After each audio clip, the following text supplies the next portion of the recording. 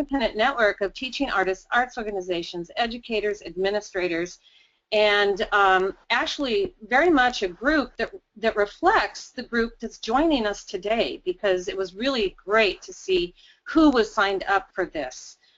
So I see many different people with many different hats that they wear, and we actually model that today in our team. So with Kirsten and Lori and myself and Craig Dunn, this is a really good example of people who come with very different experiences, but all of that different expertise comes together, and collaboratively across many of these programs, this network has developed since 2002, and we've had an opportunity to develop frameworks that are really designed to meet those different needs and the changing dynamics in arts education. So it's definitely a continuous progress model.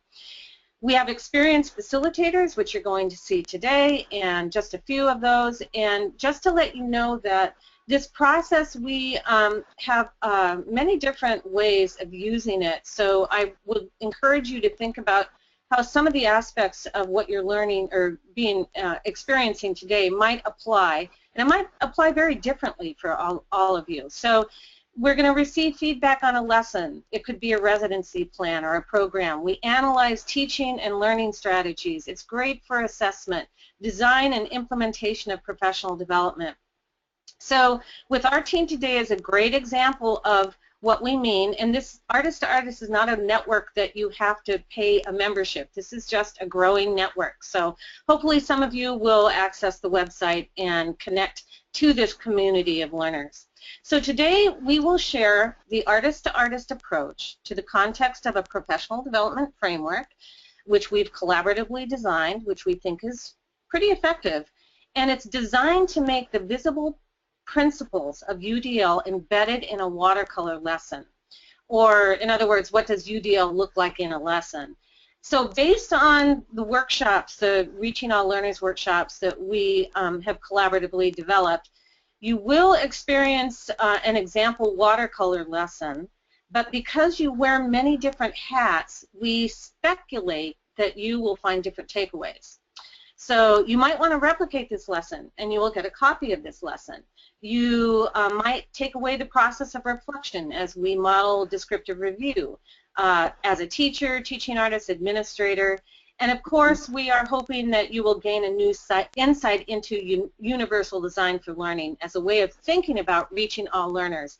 And that is actually something that this team that you're seeing today, we have had an opportunity to really experiment and find ways of helping to take that theoretical of UDL and really apply it in a way that sort of takes it off the page. And so I'm going to now turn it over to Kirsten, because we will start with some background on UDL.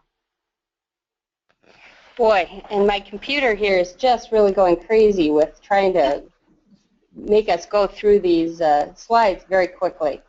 So Barbara talked about the session goals, and I'm just going to talk briefly about universal design for learning. And when we did the collaborative effort, there was some time spent on the universal design for learning process and the principles. And we're just going to hit that very briefly here in this session, because I know that there have been other sessions that focus primarily on universal design for learning. So we know that the origins of universal design for learning is that universal design is created or is available to address the variability of all learners. It uses information from modern learning sciences, so we're learning more every day about how people process information. And then it also capitalizes on our advances in the flexibility of modern multimedia technologies. And one of the things we can think about is today, as we go through our lesson and how our lesson on watercolor was designed, to keep in mind that this medium, the webinar medium, may not be the most appropriate way to actually experience this lesson, because it is a lesson that is something that would be more hands-on. So as you think about the individuals that you would work with in your program, think about what that would look like, and Lori will demonstrate that as she does her part of the presentation. You will see many ways that the principles of universal design are embedded into that lesson. Again, our assumptions are that there are a variability of individuals represented in any learning classroom, that the goal of instruction is to develop those expert learners. It's not to tell people what they should know or how they should proceed with any particular project, but to have them become engaged in the activity and become self-motivated expert learners. That curriculum needs to reflect the variability of all learners, understanding that we serve individuals for whom English is not their primary language, or for individuals who may not be able to access print media or visual arts in the typical way. So we want to make sure that our curriculum reflects the needs of all those learners in our classrooms. And the last thing that we need to know about universal design for learning is that there's an assumption that learning is the dynamic interaction of the individual within the environment. So that's where I'm talking about, as we go through today's information, you may see things and say, well, how would that work in my classroom? Just know that we have taken into account the variability of learners, although we may not be able to reflect that in as accurate a way using a webinar platform. So when we talk about variability and thinking about variability in our classrooms, one of the graphics that I use is a graphic that is on the screen now showing a variety of shoes. And we know that different shoes can have we wear different shoes for different purposes. So if I am going out for the evening, I'm typically not going to wear my steel-toed boots. I might want to wear my high heels. I might want to wear slippers when I'm relaxing at home. So we look at the variability of what is out there, what I'm comfortable in. Some people only wear flip-flops. So it's taking a look at that variability and knowing what's out there, what people are comfortable with, and what they enjoy doing. The second part of that is knowing what is the right tool for the right purpose. So what shoes would I wear for certain activities? I'm not going to wear my 3-inch spike heels out when I'm cleaning manure in the barn. So it's knowing those tools and resources are out there. And then the third thing to think about when we talk about variability is terminology. I might want to go and play basketball. What kind of shoe would I use to play basketball? Some people might call it a sneaker. Some people might call it a trainer. And other people yet would call it a tennis shoe. They're all the same thing, but if I don't know that term, I am not going to be able to have the right shoe for that activity. So thinking about variability in a variety of ways. So universal design for learning creates a way for us to deal with or manage all that variability within our environment. And the first principle of universal design for learning is multiple means of engagement. So how are we engaging individuals, or the affective, the why of learning? Why is this important to me? How is this going to apply to my world? The second principle is multiple means of representation, or the recognition network. The what of learning. What is it that I'm trying to learn? How am I getting that information? And then the third is multiple means of expression, or the strategic network, and that is the how of learning. How am I going to show you what I've learned? So that action and expression piece. And as we go through today's information, please be mindful of each of those principles. This is just a graphic representation of the Universal Design for Learning guidelines. In the left-hand column, we have those multiple means of engagement. The center column, multiple means of representation, and the right column, multiple means of action and expression. For our affective network, or the multiple means of engagement, we might want to look at the cartoon that happens to be on the screen right now. In this cartoon, we see a young girl and a young boy putting together a model, looking at pieces and parts.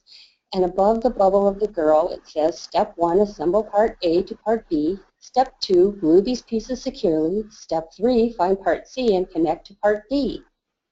And for the young boy, there's just a bubble above his head with a fully completed airplane, which means that different people will engage with different activities in different ways, and we need to honor those differences in our programs. With our recognition networks, which is our multiple means of representation, we want to make sure that we take into account individuals who may see or experience things differently. And look at the graphic on the left. We have an eye with the word see and a rainbow, a picture of an ear with the word hear and a telephone, a mouth with the word taste and a hamburger, a hand with a finger pointing with the word touch and a bumpy object, and the last item on the graphic is a nose with the word smell and a flower. All of those things are represented in 3 different ways. So as we think about multiple means of representation, think about all of those different senses and how we can engage those senses. And as Lori goes through the lesson today, think about how she thought about and put together her lesson, taking into account those multiple means of representation. Our final network is the strategic network, or that is our action and expression. And in the graphic on the left, you'll see a young boy, and he's got some headphones in, and swirling around his head, you'll see different ways of getting information. So there's a person running, a video screen, a telephone, some kind of an MP3 player. It's focusing quite heavily on the technology aspects, but just thinking about that there are many ways for individuals to show us what they know with their strategic network, multiple ways that we can have action and expression. And again, as Lori talks about the lesson that was completed on watercolors, think about how the participants were able to show or demonstrate what they learned during that watercolor lesson and how they were given the opportunity to choose how to demonstrate that knowledge. Barbara? Okay, so the artist-to-artist professional development framework. We're going to share how we use this approach along with, so basically the workshop that we did, the Reaching All Learners workshop that included Lori's lesson, which was designed specifically for that. And we had that opportunity then to work with Kirsten and build off of her introduction of UDL. So our reflective practice in the context of a critical friends group is what we're modeling. A group of teaching artists, teachers, arts organization, again, arts education managers, administrators. So let's go to the next slide, and I'll talk just a little bit about what is artist-to-artist. I gave you a little bit of background before, but I want to emphasize it's an independent network, and there's been a real focus on culturally and artistically diverse teaching artists, teachers, and administrators, because that's an important thing for us to incorporate into education today. Next slide. It's perhaps best described as a community of practice. We look at our group today, all of you as participants, as part of this community of practice, because later you're going to give us an opportunity to hear from you and get some feedback from you. But it happens in a range of formal and informal structures. Artists and educators come together to share experience, insights, and improve their teaching practice. Next, yes. So the power of reflection. We have been using some reflective protocols, that's processes that create a community, and a community of practice. So again, this is all about concrete practice, whether it's as a teacher, teaching artist, or even programmatic things that are happening. And it allows us to take some time and to perceive deeply, think critically, and make meaning. And that's where everybody's contribution is helpful. Next. So it allows a community of practice to build the skills and culture necessary for collaborative work, creates an atmosphere that encourages respectful, non-judgmental dialogue, and we'll look at that in a little bit, the first step of descriptive review. Next. And one of the most important things, ensuring that everyone present has a chance to contribute. I know that most people, there are oftentimes somebody who's the reluctant speaker. There are ways, and that we're going to encourage you today to contribute, and it's going to be basically typing in questions and speculations and descriptions. And then we're hoping that it will get us to an in-depth, insightful conversation about teaching and learning as we get to what would normally be a Q&A, which will still be a Q&A, but will hopefully be similar to a dialogue. Next. So the descriptive review process, and we're going to share how this works from an example that we did a few years back. And this one will focus on music and sort of culturally and historically significant form of music. So we can assess our own work through a non-judgmental lens. The feedback also helps a presenter or a teaching artist or a teacher make choices about what to change in their work. All participants learn from each other. So it gives us a way of thinking about teaching practice in a different way. So your handout that you can access, and some of you may have done that already, is Descriptive Review, and it is from the Artful Teaching and Learning Handbook, which was part of a model development and dissemination grant from a number of years ago. But we wanted to use the reflective protocol in action as is often used in workshops and classrooms, and you can see from this that the Descriptive Review is very flexible, and you can tell from the times that are written in to this handwritten descriptive review poster that you can change that depending on the kind of time that you have and what your intention is. Next. So in real time, participants experience a lesson, and in this case, Nirmala Rajashekar was teaching a lesson on Southern Indian Carnatic music, including historical and cultural context, actual music notation and scales, vocal and instrumental aspects of it, and the participants had an opportunity to participate through singing and also counting some of the different Carnatic rhythms. Next. Yeah. So following the lesson, and this was about a 30-minute lesson, we then had a facilitator step in, taking participants through the 3 steps of the descriptive review process: describe, question, and speculate. And the role of the artist at this point is to just listen. They listen to the feedback that comes from those 3 steps. The skilled facilitator ensures that everyone has a chance to respond in one form or another. And one of the key things in that first step, which is describe what do you notice without judgment. I'll give you an example. Somebody may say, oh, I love the way she led us through the vocal part of the lesson. So the facilitator might say, well, what did she do, and what did you see, and what did you hear to make you say that? Because then it gets to the essence of the lesson and what the artist actually did that was a good teaching strategy. Next slide. So you can see that you can have a note taker, a facilitator, and a timekeeper. Actually, a good facilitator can do all 3. But you can see that in this next step, what questions did the lesson raise for you? And that can raise questions that could be very open-ended. It could be very factual. Are there specific grade levels you work with? How do you address somebody who is reluctant to participate?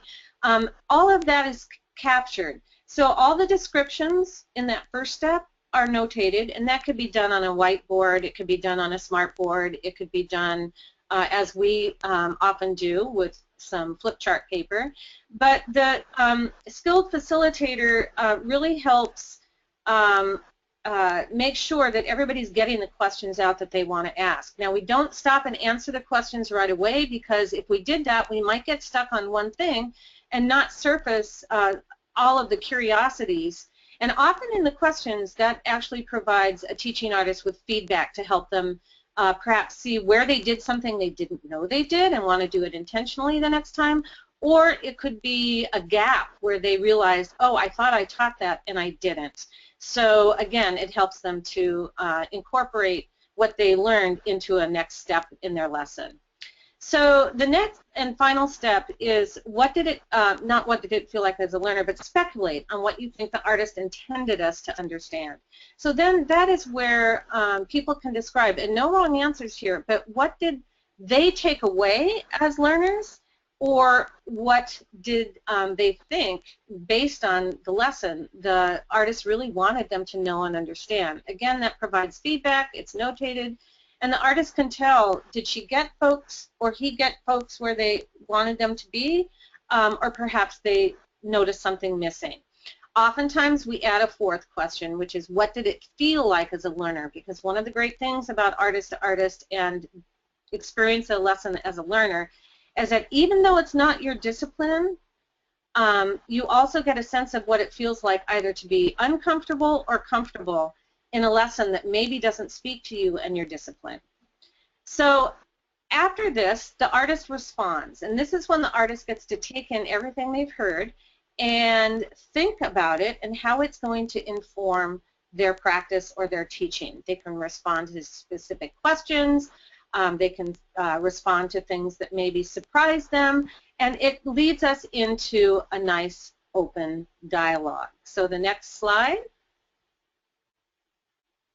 So the group reflects, conversation happens, what did they learn, how did it go with the process, and we're going to do a little bit of that today, where we're going to use kind of a hybrid, because Lori can't teach the watercolor lesson to us. We'll have to figure that out so that we could actually do that in a webinar. But now I'm going to turn it over to Lori, because she's going to talk about her role in Artist to Artist. She has been a coach, facilitator, teaching artist, and leader in Artist to Artist. So how about we hear from Lori? All right, thanks, Barbara. Yes, Artist to Artist. Over the years, just been a really great help to me in my teaching practice.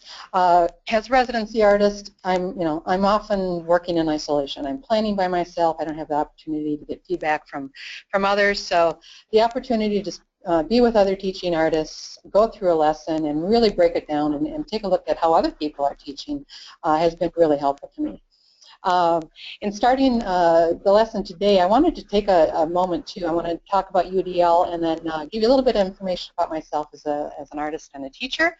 So I consider myself a multiple medium artist. Mixed media is probably my favorite medium.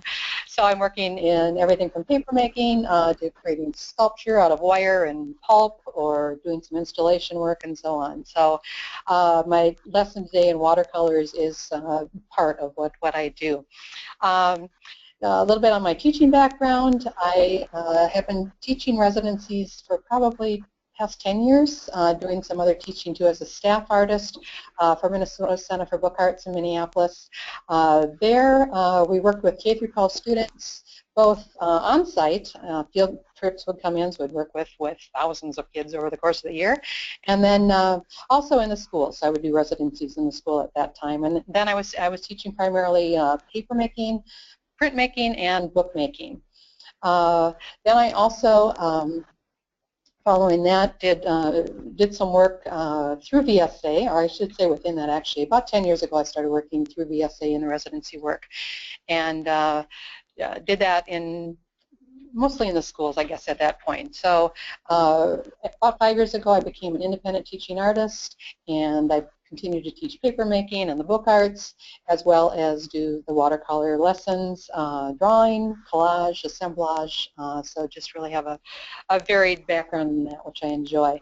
I primarily am working now with special education classrooms and also in adult day centers, and then do some professional development teaching through the Artist to Artist workshop network.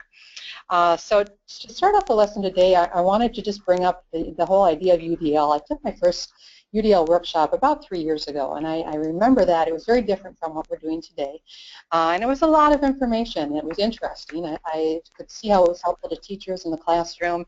And again, there you have a situation where teachers are seeing the same students every day and can really focus in on some of these things. So as a teaching artist, I'm thinking about the fact that I'm going to a new venue or working in different situations all the time, and did I really have the time to spend going through all this information, and how is that going to tie into my art lessons? So I took the information home and went through it, and as I did, I was sort of surprised in that I was actually incorporating some of the UDL principles already, and I didn't even realize that. So it sort of took that pressure off and made me think that, okay, I can do some of this, and I didn't have to know everything all at once. So I know that many of you, maybe this is your first experience or exposure to UDL, maybe others know a lot about it, but I wanted to just start out the lesson aspect of this by taking a look at one thing that I do to prepare for the lesson.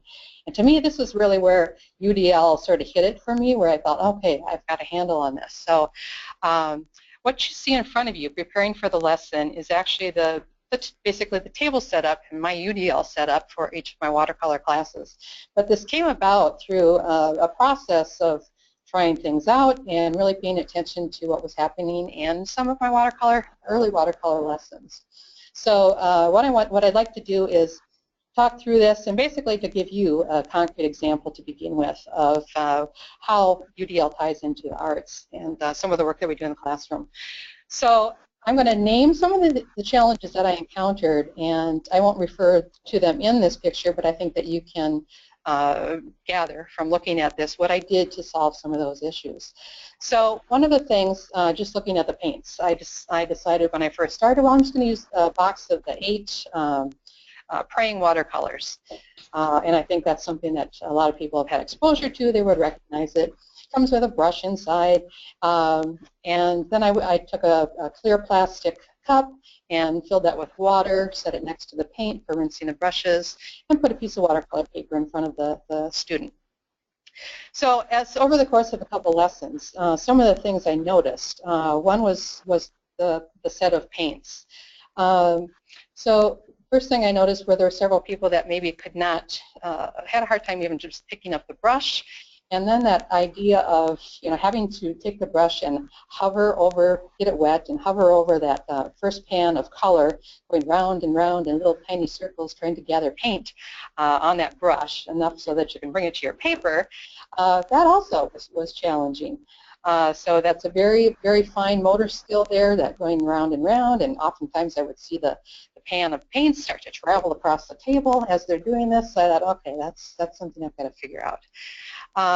Another thing was just with the paper itself, same sort of thing. When the brush did make it to the paper, often the paper started moving across or traveling across the table, and maybe a particular person had trouble just holding that down on the other side. The water container. That did tip over on more than one occasion, so the real result of that is it spills across the table, and oftentimes it's getting into someone else's work, which was not appreciated. And depending on what colors you rinse your brush with, it might have a really nice red tinge to it and look exactly like a cup of punch. So it became a beverage in some cases. So all of these things were, things I had to sit back and say, okay, there's got to be a better way to do this. So as you see here, this addressed some of those issues, and what you can't see in the slide probably too clearly is that there are some rubber mats underneath both the paper tray and the paint tray. And then there's also a rubber foam adhesive piece underneath the paint palette and so forth. So those were things that I put in place for this.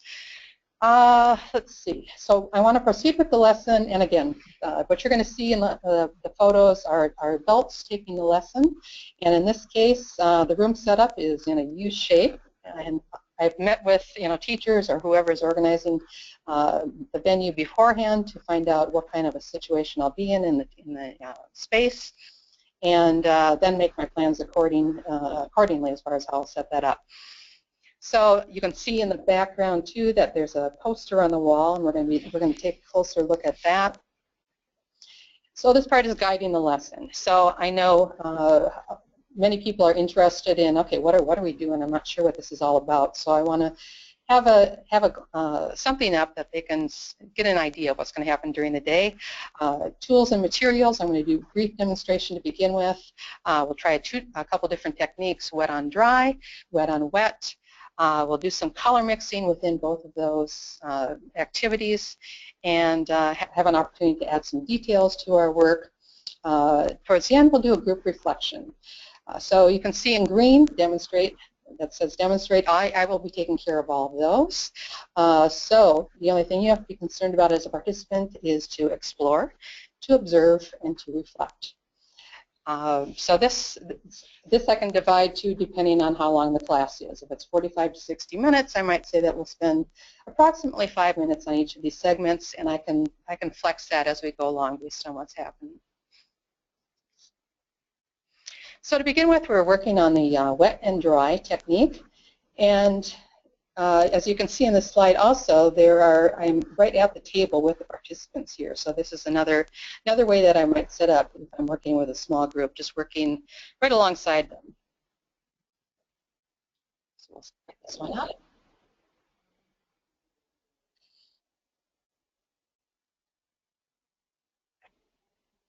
I'm demonstrating here the first steps. Okay, we're gonna go without the sound, and hopefully that will be a little easier to hear. So I'm going through this step by step, and the idea of this first part is this is experimental, and I ask that they think about this as a doodle sheet here that they're starting with. They don't have to create a painting. It doesn't have to relate or look like anything in particular. The idea is that we experiment, try some things that maybe we haven't tried before. So there are 3 different brushes that you saw in place there.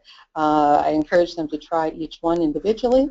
We have just the primary colors that we're starting out with here as well, and we won't be concerned about mixing colors quite yet.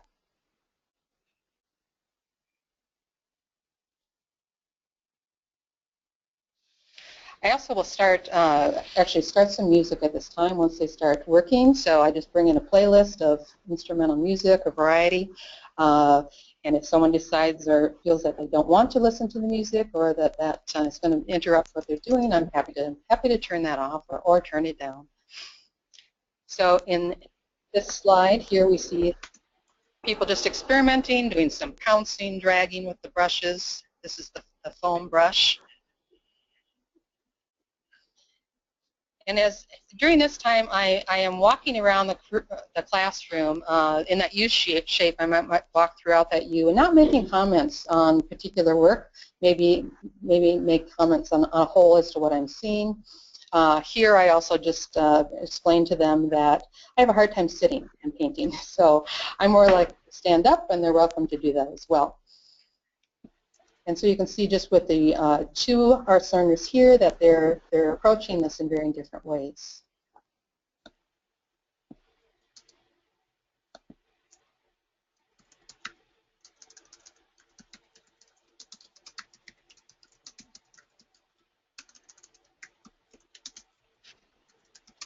So we've completed this portion of it, and this is the time to have a little mini reflection here. Take a look at the painting in front of us and see if you can think about something in there that you discovered. What was it like to work with the different brushes? How did the paint go on? Is there something that surprised you in this beginning process? So I offered up to each person that they can share something in their work. If they'd like to hold it up, they can make a comment about it. It's not a time where you're commenting on each other's work necessarily at this point. If a person is not interested in saying anything or is not able, I might just pick up the tray and walk around the room so that each person can see it up closely.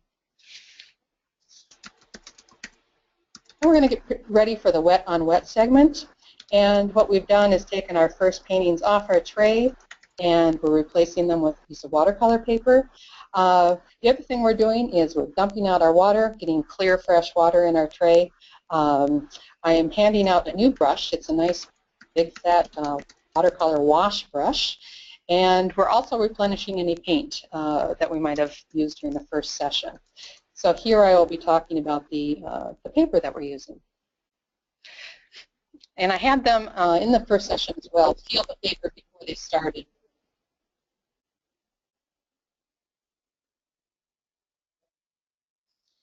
So there we have the cold press paper that we're using. So I'm explaining the difference between that. So the cold press, when I think of cold press, I think of goosebumps. And that helps me remember when I go to pick up paper, oh yeah, it was the bumpy paper that was the cold press paper. And the smooth paper is called hot press paper. And I'm also describing how the texture in the cold press paper actually, when you run the brush across, it picks up the paint and pigment, and that sort of settles into some of those recesses. Whereas the hot press, when you run the brush across that, you might see some brush strokes, and that's actually what some people are after in their watercolor work. So the first step in this then is to also take the clear water and brush that over the surface of your paper. And here you see, here's just one other representation here. I have the pads of paper set up on a separate table, so at any time they can go up and choose which paper that they want to work with. So in this case, this artist has started, let's see, she applied some yellow paint first, and then she went in with green on top of that. And I really stress in this portion of it that the artists stop after they've put on a stroke of paint and just watch, because they're going to notice something different when they're working in with the wet and wet. The paint is going to start moving on its own, maybe not where they thought it was going to. And in this case, too, she has started to actually tilt the tray up so she can intentionally get that paint moving around on the paper. And I think that's so important just in learning any new medium, that sometimes we're told very specifically how to do something, and we don't have that opportunity to really just do it and see what happens. And then the other thing, next step we go on to with this is to add some detail, if you choose, to the wet on wet painting that you started. So in this case, the artist drew in sort of a line that's branch-like and is now putting some paint on top of that, and she's realizing, she stops, that it's not really doing what she anticipated. She thought it might sort of blur out on the edges a little bit. And then she looks and she said, oh, that's probably because the paint is already dried underneath it. So again, it's that discovering for yourself things that are happening as you're painting. So that's one way to do it. I also give them the option, maybe they don't want to go back to that painting, start a new painting. So in this case, the artist found some pearl beads in one of the boxes that I brought along. So she set those on her wet paper, and she applied some paint right over the top of those, rolled the beads around on her paper, and also mixed up some more colors. This was that opportunity, or that segment, where we can get into some secondary color mixing on the palette, and then also consider how to mix colors right on the paper itself. I typically bring along a box full of all sorts of different types of tools that the artist might try while they're working. I know that I prepared for sort of the basics in my class setup and that sort of thing, and I know that there are going to be people that might be more comfortable using a different type of a paintbrush. So I have one box, for instance, that's just full of paintbrushes that have different types of adaptations included with them, and that's what I'm showing you right now.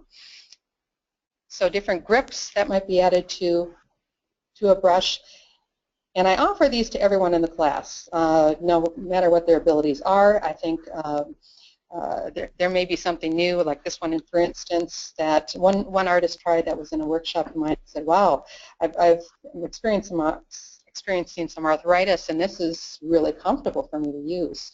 So you never know what's going to be interesting to use in your work. A little foam sponge that you can pounce around on the paper.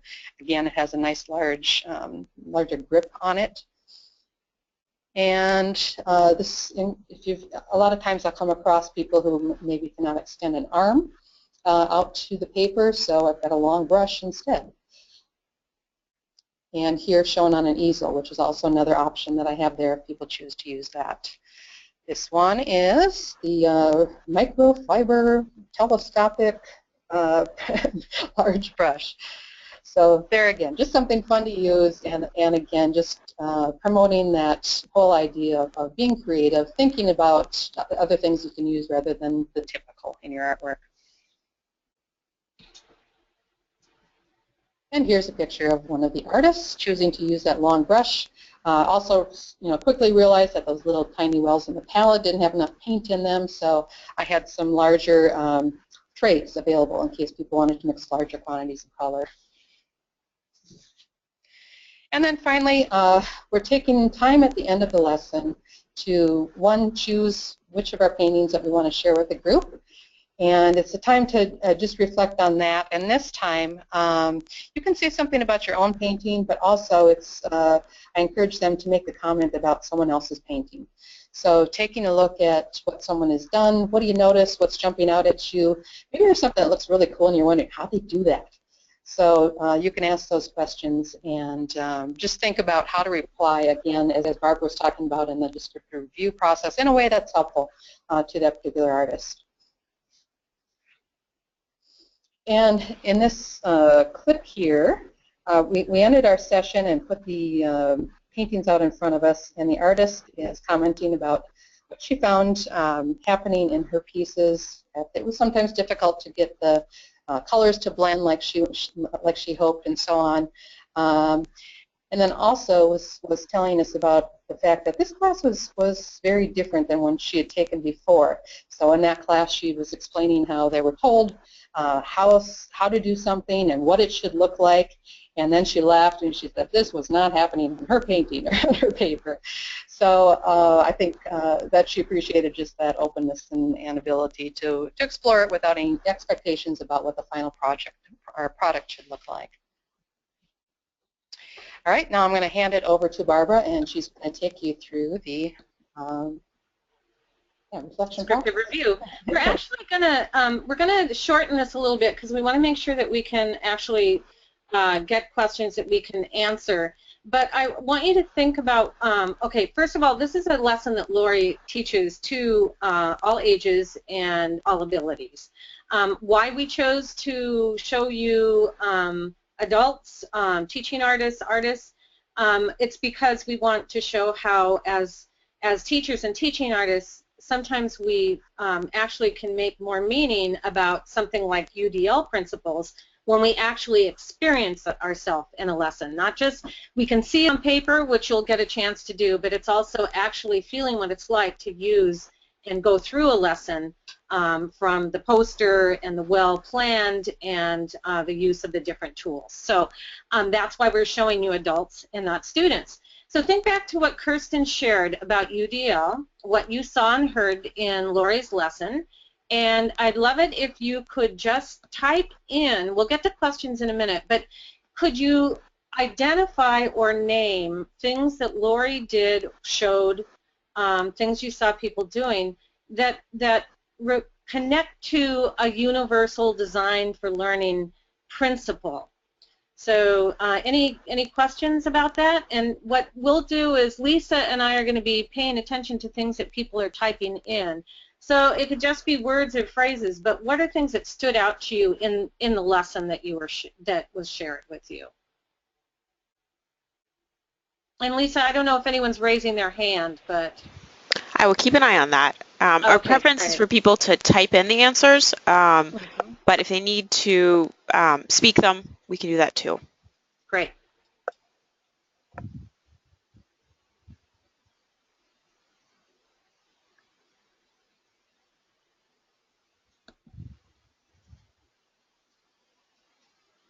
Barbara, you see, I just saw an answer come in. Are you seeing these? No, I'm not. Then I'm going to go ahead and read them. Please, thank you. Sure. Robin says she was completely non-judgmental. She was flexible. She provided multiple tools for experimentation. Sarah says choices! ! Jennifer says offering different tools to the entire class in case they are useful. You never know what will be interesting. Lisa says variety of ways to express. That's awesome. Let's move to some questions, and we will get to answering them. But can we? Okay, I see. Now I'm starting to see. I have to assign them to you. Okay, great. But you go ahead and read them. I think it's great to have another voice in this. Yadira says, "I appreciated the variety of materials offered. How do you know how much to bring?" She has her own question. Okay, great. Any other questions? Let's go ahead and this is going to be archived. So this is information that Lori can hear and think about in terms of her lesson, but also those of us who do this professional development in this way, that it'll give us some ideas as well. So any questions? If you want to post some questions, and then we'll let Lori, or any of us, Lori, Kirsten, myself, or Craig, respond to any questions you have. Barbara says, "Where do you purchase trays for paper and tools?" Actually, we had quite a few questions about the trays. Okay, Lori, do you want to respond to that?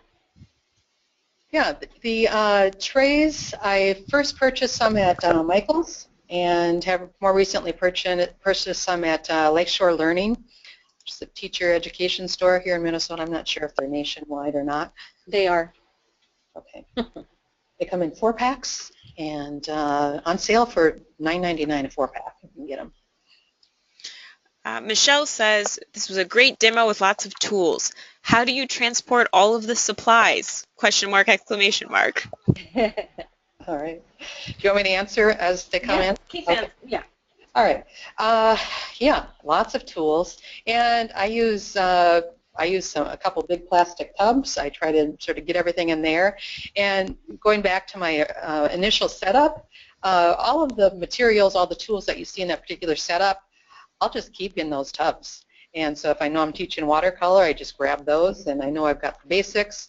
And then if I have had discussions with teachers prior to that, and I know there are some other real specific needs, then I can add those to the mix. More questions? There was concern, it looks quite expensive for the trays and multiple brushes and mats. Robin says her organization provides less than $30. How would we afford this complex of a setup? Well, for me, I sort of take a look at the number of times that I'll be using this, and I purchased some of the materials just outright, and then I will figure out a cost, sort of a cost per use basis for the materials. So over a period of time, I can sort of recoup that initial investment into the materials. And sometimes I've also been in situations, especially in the adult day centers that I've been working in, where they want to continue this after I leave, and it's part of professional development for them. So sometimes part of the cost for the materials then actually comes out of, say, a grant or funding from other sources. So lots of different ways to approach that. Well, we have Sarah, who, in response to the how do you transport the supplies, she says, for the transportation, my organization has a rolling wagon that folds when it's not in use, available at Dick's Sporting Goods. Okay, all right. Yeah, I also have just a little push cart that I can stack, 2 or 3 big tubs on it, and it fits in the back of my car real well. So I think you're getting everyone's minds fired up. Barbara says, I wonder if you couldn't use a plastic tray in the form of meat cutters? I was always thinking like the styrofoam trays. Jennifer wants to know, are there brands of paint and paper that you recommend? Well, I tend to like the Strathmore watercolor paper. It's relatively inexpensive, and you can also get it in a class pack. I often order my things through Blick Art, and a lot of times you just see the pads with like 12 sheets, but you can actually buy a loose sheet class pack of 24, at a pretty good price. And for those first exercises that I was doing, where it's it's trying things out, I'll often just use a pretty good quality drawing paper. As far as paints, one of the things I have to consider when I'm doing that is I want to make sure everything is non-toxic. So that sort of narrows down my selection. I came across these Van Gogh tube paints recently in the past year. I really like the quality of the paints. Some of the watercolor paints, the inexpensive ones, are more opaque than transparent. So I'm liking this for right now, and they're reasonably priced. You only need a little bit. And the other thing about those palettes I use, they come with a cover.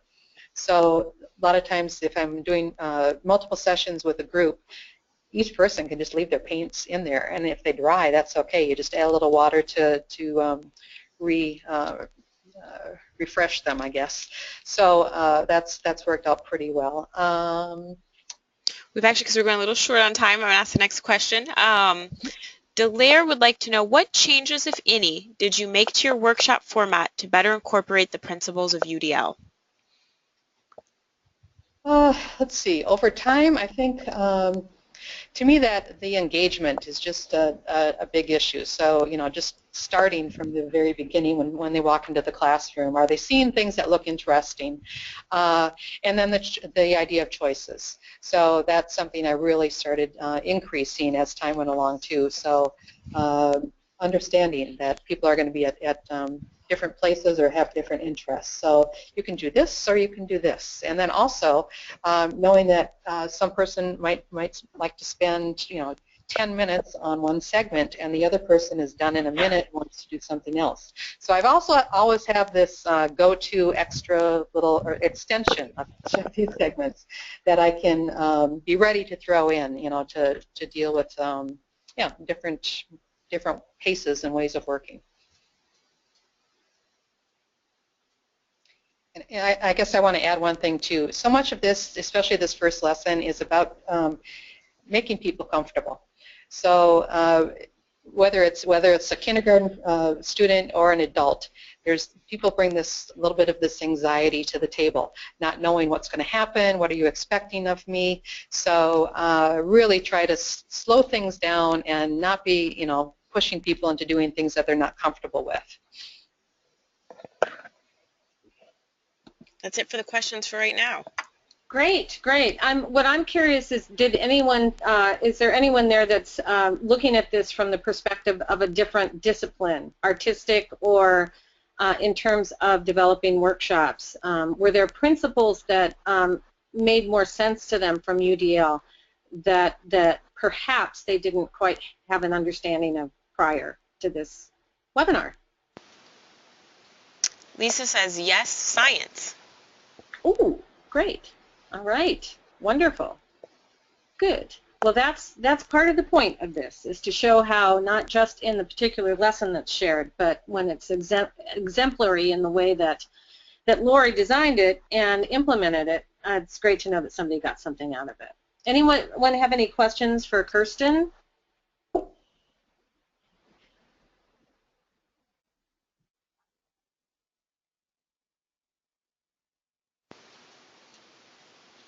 Well, I'm not sure this is geared towards Kirsten, but Michelle says, I tend to run out of time at the end for reflection.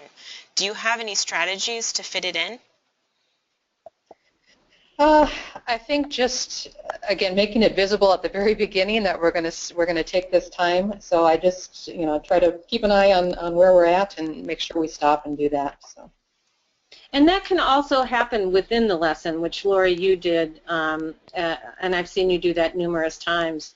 But something as simple as doing it one-on-one as you're rotating around the group and asking what do they notice about what's happening with the paint or the cold press or the hot. So sometimes it's just embedded in the lesson, and that works well as well.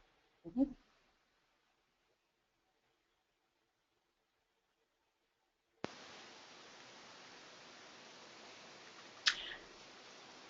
So there is our contact information, and you can get in touch with any one of us and visit websites, and we do have some downloadable materials, including Lori, your lesson is on there, right?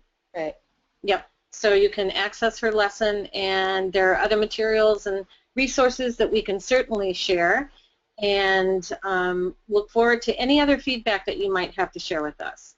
Oh yes, and just one of the descriptive review resources and resources for artist to artist is the Teaching Artist Handbook. I'm one of the co-authors, so I'll just leave it at that, but it does have some really good resources in it for people who are working with teaching artists.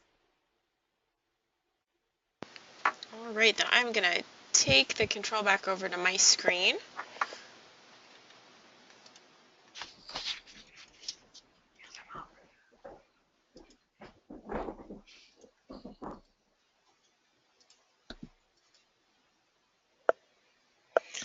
So with that, I would like to ask you, our webinar participants, to remain on the webinar a few moments longer and complete a short evaluation survey that will open when you close the window.